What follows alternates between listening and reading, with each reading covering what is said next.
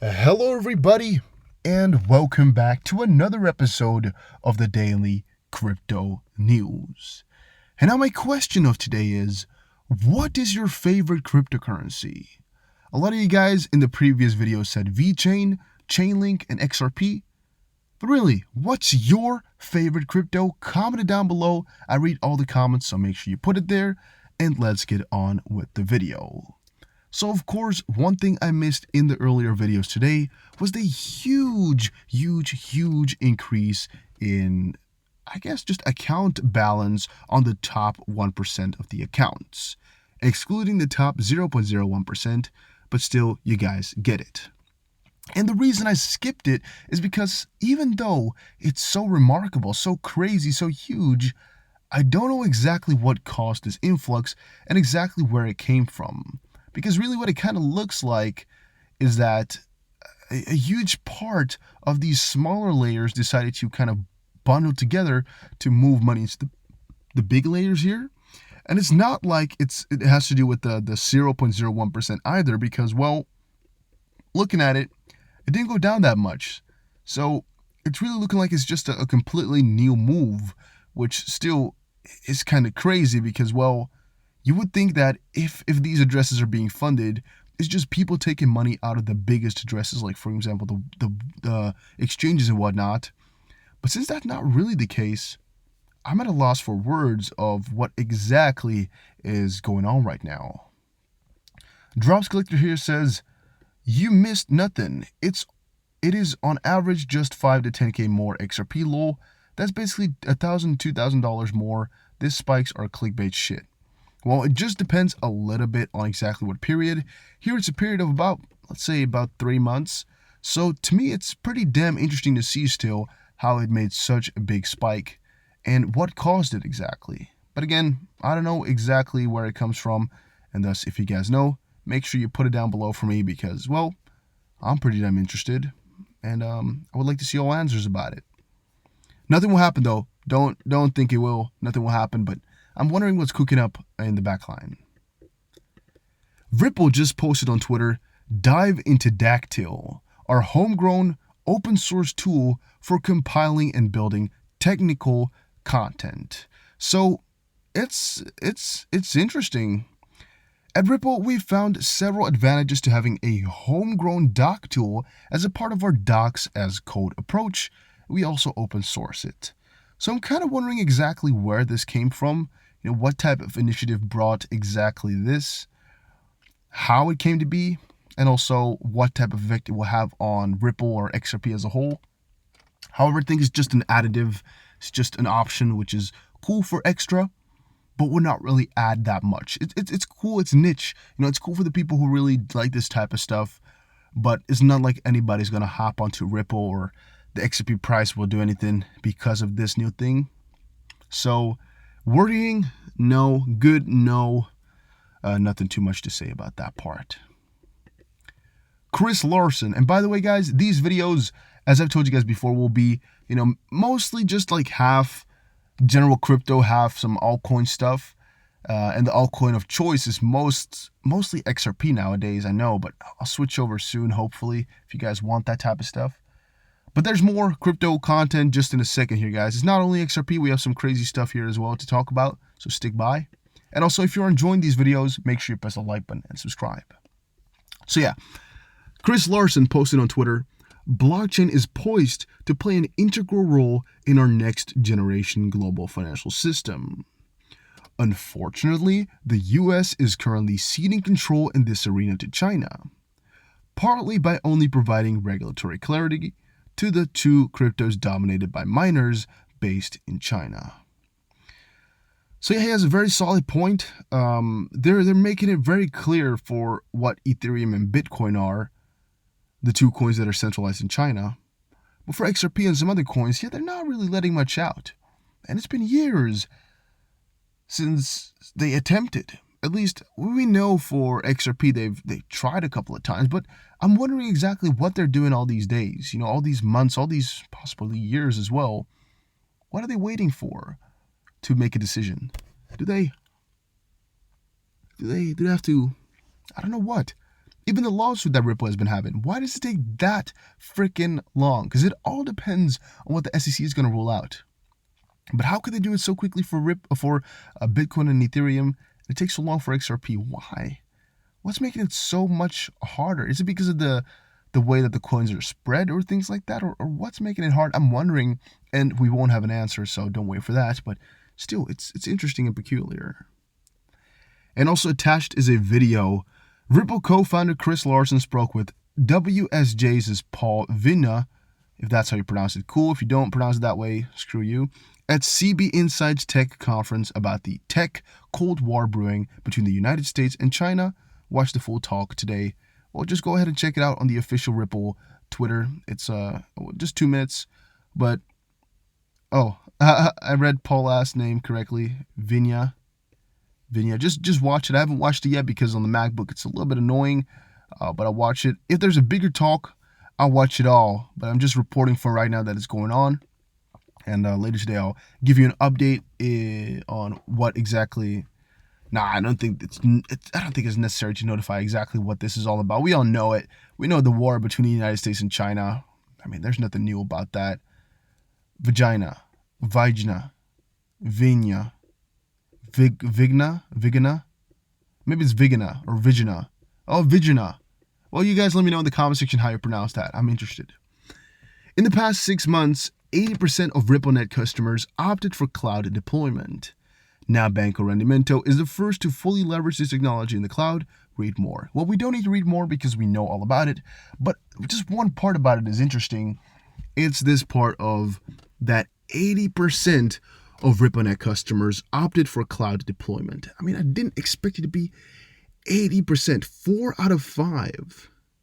That's relatively high, to all go for cloud, which really means that some of the solutions that David Schwartz was working on 30 years ago, and even before Ripple over at NSA and whatnot, all those cloud-based solutions type of thingies, they're really paying off, and they really are a lot bigger than I expected. And also, I'm wondering how big of a deal that's going to be over at Ripple, the Ripple Cloud. The RippleNet Cloud, RippleNet Cloud, Ripple Cloud, RippleNet Cloud. I believe it's RippleNet Cloud. And how much of an influence it will have on crypto as a whole, and just the general financial system. How cloud services will also take over, even more than they have already done. New York proposes making it easier to use cryptocurrency. So in that state or city, they want to make it a little bit easier for you to spend your crypto, which is what a New York financial regulator proposed. He proposed some new licensing rules that will make it easier for companies to engage in crypto businesses, such as digital currencies as Bitcoin in the state.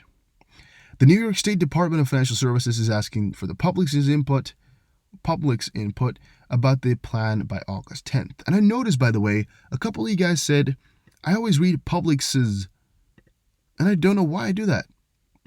I try to stop it, but it's difficult. Same for, I always say Ripple's, Ripple's company or Ripple's idea, but it's Ripple's idea.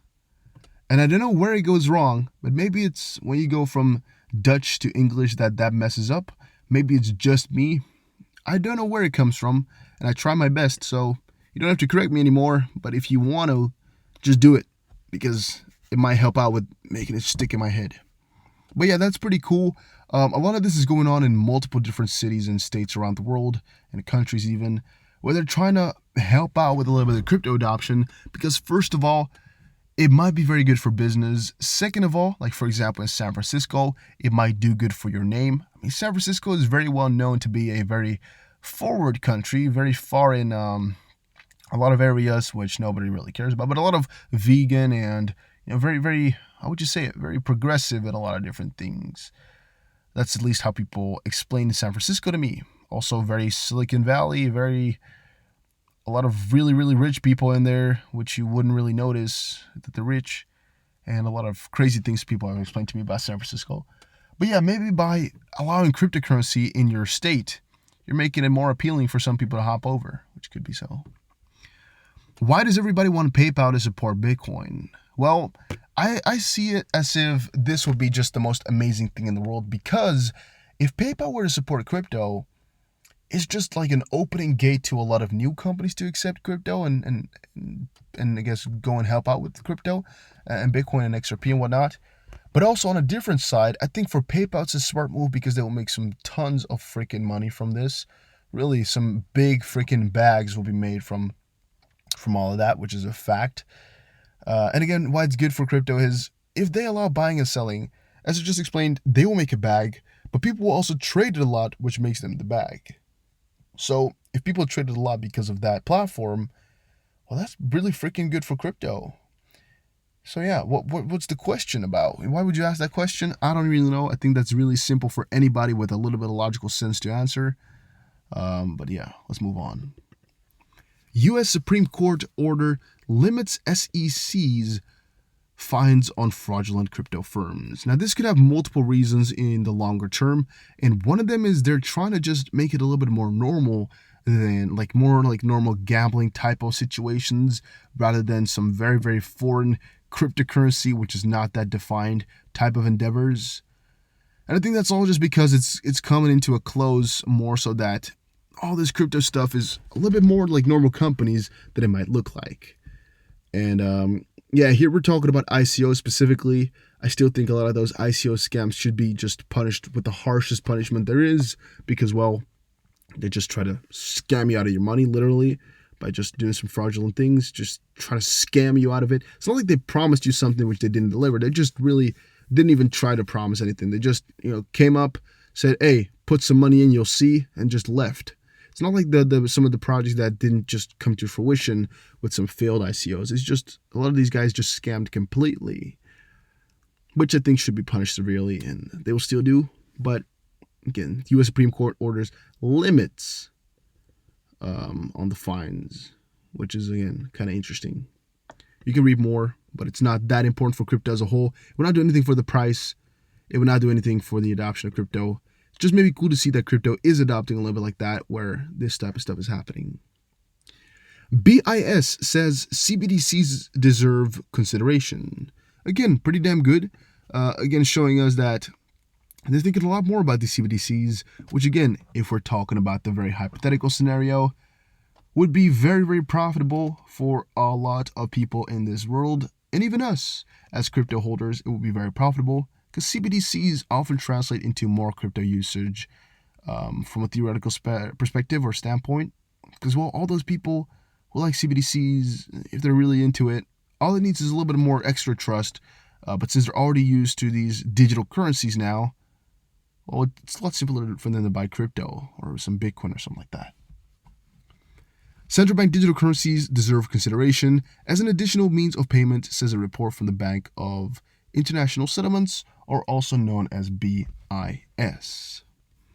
And another one, report finds public trust of Bitcoin will soon outweigh that of big banks, which is something else to think about. Bitcoin's status as a safe haven asset has grown in recent times due to its performance against a backdrop of global uncertainty. The narrative has also been bolstered by the massive amounts of money, printing, and inflation seen throughout the globe. And the recent halving event shined a spotlight on Bitcoin's deflationary structure and fixed supply. All these factors appear to have built up the public's trust in the benchmark crypto, and new data shows that the public's trust for Bitcoin nearly outweighs their trust for big banks. The data you can verify, you don't need to. What is important to know here is that at one point here, the trust is most likely going to flip all the way over, where people lose their faith in banks for even if it's a little bit. And the big question is, will they buy Bitcoin like massively and crazy? Will they buy into stocks like crazy when the crash happens of the government? Well, most likely they will not buy into stocks because, well, if you lose faith in your government, you most likely lose faith in the dollar, and all shizzle turns loose, which makes you buy gold and primal things like that. But the question is, what is that going to do for Bitcoin? Nobody knows. Nobody can tell. Does this trust matter? Well, yes, because we earlier discussed that trust is not there too much for crypto just yet. So seeing that they're trusting Bitcoin more than the government says something kind of crazy. But in the end, we'll see. It's a waiting game, as I've told you guys before, and all we can do is watch from afar. Thank you guys all for watching this video. Hopefully you all enjoyed it. If you did, make sure you press the like button and subscribe. And I'll see you guys again in another one pretty soon.